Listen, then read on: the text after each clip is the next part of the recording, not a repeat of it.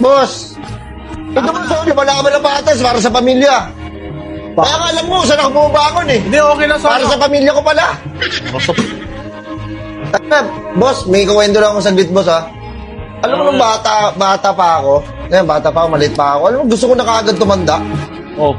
Tumanda na ako, gusto ko na bumalik sa pagkabata. Kasi ito na pala yung tunay na laro ng mundo, no? Ng buhay. Ito na pala talaga yun. Kala ko, masaya maging matanda, hindi pala. No? Hirap na hirap ako sa totoosin lang. Ah, mas lalo Alam mo, ako sa totoosin lang, ha? Oh. Ayoko gumawa ng masama, eh. Ayun na. Ayoko! Oo. Oh, tama. Kaya ayoko pa magulang.